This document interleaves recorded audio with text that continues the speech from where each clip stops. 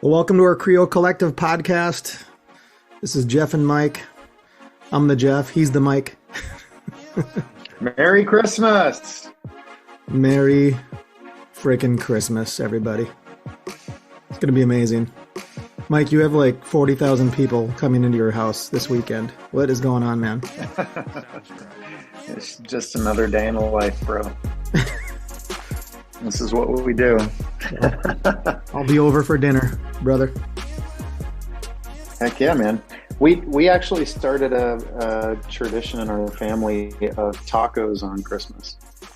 We got tired of people doing the whole. Yeah, man. Everybody would do turkey and ham again, and we're like, you already do that on Thanksgiving, so why don't we go tacos? So it's become a tradition. Christmas tacos. Perfect. I love it. Why not? Why not? You have to get creative and kind of do things that are a little outside the box sometimes and get people involved. And what better than a taco bar with people just stuffing their faces? I mean, you have to ask the question, can anybody actually prove that Mary and Joseph didn't have tacos on Christmas? Oh, they did. I don't know that anyone could prove they didn't.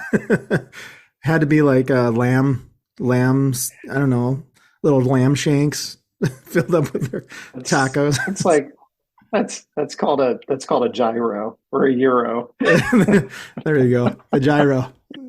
Wasn't so much taco as the gyro. What is a gyro? I know the right way to say it is a euro. Yeah, what is a euro? It's just a Greek taco, is what it is. Yeah. Oh, you know that Mary and Joseph had a good euro.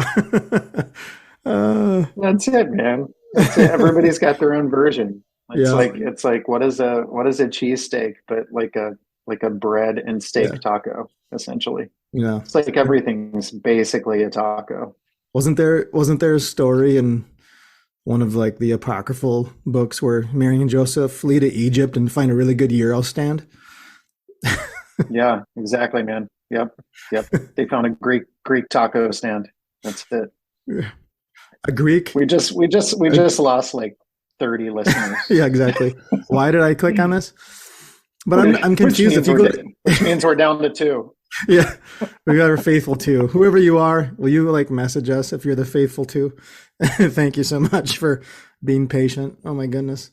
But I just got to say about this Egyptian taco stand idea. I don't like I lived in Turkey, so it'd be like a Middle Eastern, like when I lived there, it was like, the skewers, people slicing off the chicken. So I could totally see that somewhere in Egypt. They're tired, hungry. Oh, yeah, they pull up. Some guys in a stand stewing off some meat for him. Who doesn't love a little tzatziki? And what is tzatziki? But Greek salsa. That's what it is. It's like white Greek salsa. That's what tzatziki is. Oh my God. We have to move on. This is hilarious. The tzatziki. Oh, we should start a food podcast instead. Oh, this is great. Totally good. So, all right, I'll rope it back in. Yeah, like Mike said, Merry Christmas to our listeners, and the 2 that are still with us. We are so grateful to celebrate not just this Advent season, Christmas season, but also the New Year. We have a lot of just fun stuff, super like awesome stuff coming in the New Year, right, Michael? Mm-hmm. Yep, absolutely. Yeah, lots of good stuff. We got the vacation is the first big event of the New Year in February. And it looks like something around 15 couples, maybe more, converging in Florida to enjoy each other's company without agenda, without training, without all the conferencey stuff. It's just a big community of people. It's like Lollapalooza, but in Florida, without the music and the concerts and just a beach and a couple drinks and your friends. So it's nothing like Lollapalooza. Yeah, not at all. But there will probably be tacos. There will be, for sure. For sure. Hey, and you forgot, Mr. Mike, we're going to be doing a bunch of new coaching in January, starting that off too. So if you are interested in some personal, relational, friendship, tzatziki loving coaching, you need to pop in and visit us, creocollective.org/create. That is creocollective.org/create. And you can see a couple different opportunities, 3-month window, a 6-month window. It's going to be an amazing time if you're dreaming and creating new expressions of gospel shaped ecclesia, where you live, or at your workplace, where you hang out with your friends. Yeah, it's going to be some really, really good coaching. So don't miss out on that. And Mike, I just have to say today we're continuing on the one another's. And so it's going to be an amazing chance to share some Christmas stories around the fire with you, bro. Yeah, sounds good. Let me go start the fire. Okay. I'll wait. We don't have time to wait. We gotta go. So we are so happy that, if anybody knows Creo, Mike, we are walking through these one another's, and our podcast has been kind of like a push against what we would maybe say, or I would say, as traditional church structures have kind of a struggle to do these one another's, to really have meaningful, authentic connections with people in spaces where they just trust each other and chill out and just love each other and be together and hear each other and see each other and honor one another. So when we talk about these one another's, we're actually talking about it from a real practitioner standpoint. What does this look like? What are some stories? So Mike, as we look at Romans 12:16 today, for those of you listening, if you're sitting at your desk or in your car, maybe don't, grab a pen, but if you want to grab something to write on, we're talking about Romans 12:16, live in harmony with one another. Living in harmony with one another. So Mike, have you seen in your couple of weeks, how does this look? What does this look like for people to actually live in harmony with one another where you're at? Any cool stories? Yeah, always stories, man. Yesterday I was sitting at one of our brewery churches for lunch with the guy who opened up that brewery. And he was telling me couple really beautiful stories. One of their workers couldn't afford Christmas presents for her kids. And she asked for a cash advance on her paycheck to be able to get Christmas gifts for her kids. And he said, we don't do cash advances, but here is an envelope with $500. And he just gifted her with $500, and she just couldn't believe it. I was talking to some of the other workers, said, why would they just give me $500, not cash advance? Just give it to me. Right. And they said, these people are just different. They're just different. That's what they do.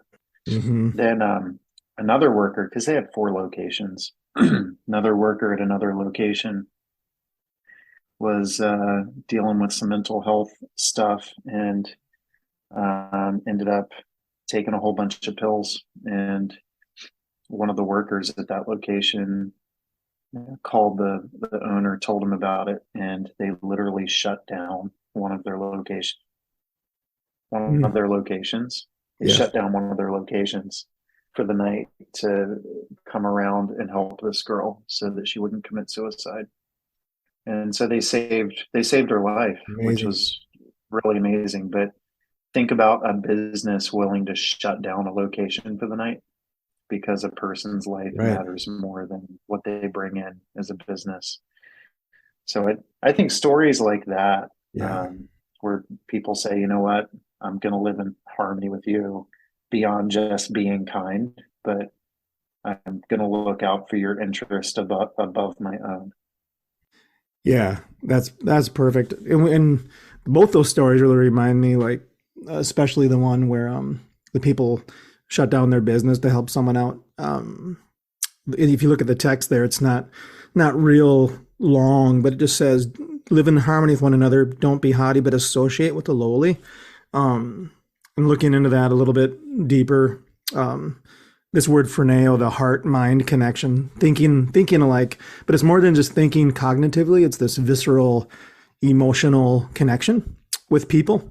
And both those stories, it sounds like they had a super visceral connection emotionally with those people that they loved and cared for. And lowly, not like, these are the scum of the earth kind of thing, or looking down on people, but in my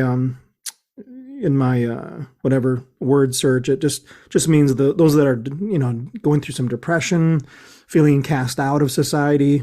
They're kind of feeling low, even humble or weak, and so I think this is the time of year where we have an amazing opportunity to look out for people who are just feeling low, feeling down, right?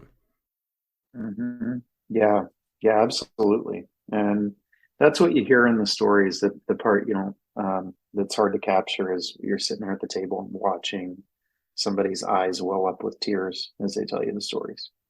And so it Mhm. isn't just we did this thing to be obedient. It's we actually genuinely love these people, and Yeah, as if, right, whatever you do to least these you did to me, you didn't know you were doing it to me when you did it to me, right? yeah, yeah, So you yeah, you and love then someone so much. There's mhm, a genuine care that mhm, you're not taking inventory, so to speak. yeah. Reminds me of a story we had last week of a gentleman that we had met that is actually a registered level 2 sex offender. And he's just been amazing in an amazing way, just coming to us for counseling and relationship and discipleship. And he's been doing really good for the last 5 years, just acknowledging what he did, being repentant of what he did, what happened with this girl, but also knowing like he's got to do the hard work now of repairing things and just yeah, working through a lot of pain and a lot of heartache around that. And some of our friends here where we live came alongside him and just in friendship. And it's obviously very hard to find an apartment or to find a job when you have this on your record. I think it's after 7 years is when they just kind of start to think about kind of giving you, kind of back to some kind of, level bar. But these friends have helped him find an apartment. They're helping him find a job now. They've actually gotten him a little kind of a daytime gig helping someone with some projects and just showing this guy a lot of love. And and obviously we're kind of working with them on the mentoring and the coaching and some discipleship stuff. And so it's just been cool to see our micro church come alongside this guy and just love him in that deeper visceral sense, not just the, I don't know, you're my pet project and I'm going to do these things for you, then see you later kind of thing. So it's been really cool. Well, I mean that particular example, Jeff, I think the real danger in it is when you love someone who has sinned in those sort of ways. Other people will judge you because you're loving someone who they deem as unlovable. Right. And so I think there's something about not being haughty in spirit and living in harmony. What you read in that story, it's like maybe a big challenge to loving the least of these is the judgment you get from the outside world and valuing someone that they see as not valuable. Yeah, exactly right. And I love how when Paul uses that word, the same word he uses in I think it's Second Corinthians for my research. I think, maybe correct me if I'm wrong, but the word lowly is used just a couple more times in Second Corinthians for he comforts the depressed, and and then in Second Corinthians 10, meekness, humble. Um, so this idea that we have a ton of people all around us, whether it's to the extreme level of being a registered sex offender, or it's just the level of I'm really not liking my job and I come here every day, but I'm really not happy and I'm actually quite sad.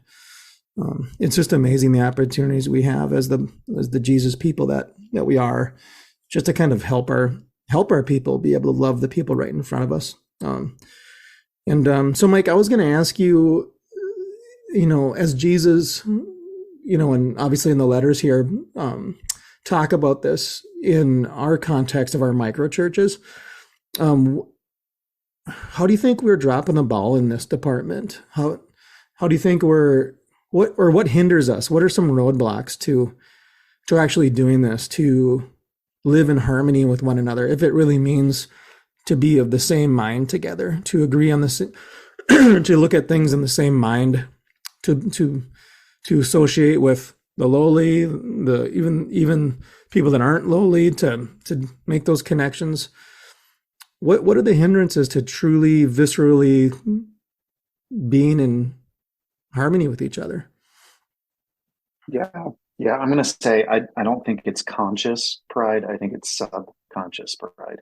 And I think that we have to do the work of introspection. We've got to look at ourselves, and in the evening, or morning, whenever, God, where is my heart not like yours? I remember, recently going to a gathering on a college campus here, meant to connect with and engage campus students, spiritually. And I'm sitting there, Jeff, like there's a girl sitting sort of, at an angle from me, who she's got these stretchy pants with dog hair all over them, and she's eating ramen, and she's sort of disheveled, and the way she's talking, all of that. There's something that was happening in me, Jeff, where when I thought about it later, I thought that I intentionally had conversations with other people, but not her. And then I realized that I didn't consciously judge her. I didn't consciously not engage her. But in the subconscious, I was valuing her less than everybody else there for whatever reasons. I think appearance, maybe body language, maybe the way that she carried herself, whatever it was. I was quick to meet certain people and not quick to meet other people. And so there's this subconscious prideful bias that we have, that I think we don't acknowledge in ourselves. And I think it's really critical that we look at ourselves and go, are there people that I value less? Not on a conscious level. I don't think we do it on purpose, but on a subconscious level, why are there certain people that I'm quick to meet and other people that I'm not quick to meet? Yeah, that's a good way to put it. Even when you go to parties or your workplace or public places, and you always kind of gravitate towards the people that are kind of like you or feel like you would like them back, and Jesus is the fellow that reminds us to interact with the lowly, even our enemies, right? I think later in the chapter it talks a lot about our enemies, in Romans 12 there. And I know when I go to a party, I'm going to hang with guys like Mike that want to talk about football and have a beer and, just relax. And then if there's a new couple in the corner or a new family or a new guy in the corner, it's like, you kind of got to make a deliberate choice to really see that person and hear that person and create that connection, because they don't have those kinds of connections. And I think that's what makes the body of Christ different. Our ecclesia, when we do gather together as God's people, are we taking that initial decision to truly connect viscerally with people, or are we just gonna, gravitate towards the people that think like us?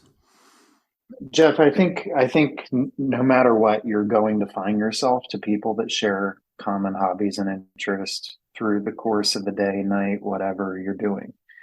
But I think a good rule is, wherever you go, intentionally engage the person that you might not engage naturally first. I think that's a good practice. The first thing you should Absolutely. do, look around the room, go to the person or the people that you might tend to never talk to, and talk to them first. Right. I had a just you just saying that out loud just reminded me of my college days in Montana. I was a part of an InterVarsity chapter, InterVarsity Christian Fellowship, and I was a young college punk. But the leader of the crew would always like kind of sick me on different people who were new. He'd like look at me with big brown eyes, and he'd point at me. Then he'd point at this new person, and you didn't have to say a word. I knew what he meant. He's like, "You need to go and connect with this person because they're brand new." And that was kind of my hidden agenda for the group meetings. He's like, I know I can count on you to be an awkward goofball and connecting with these new people. But it was a joy too, because I had some of the best relationships because this dude, like, he basically forced me to do it. I mean, without forcing me, but he's like, I'm counting on you to do this. I'm expecting you to do this. And I had some of the best Jeff, connections because of that. I'll bring it full circle and say we talked about tacos. We talked about food at the beginning. Oh, here we go. I'll say this. And I Tzatziki, think bring it that all we in. tend to, man, I think we tend to always like go to the diner and get the cheeseburger. And I think that we have to expand our palate and get a taste for different offerings, different meals. And I think that it's like that in relationship. You tend to gather with people that share some of the same hobbies, interests, and personality traits. Mm-hmm. And you've got to expand your palate because you're missing a variety of flavor. Different people, different personalities, different hobbies, different interests, Mm-hmm. all that stuff actually brings more flavor to your life. And you're making your life more beautiful by connecting with people that are vastly different than you. Yeah. Oh, yeah. And I was thinking about how the like animal kingdom does this as well last night. And my 14-year-old, just what you just said about connecting with people different than you.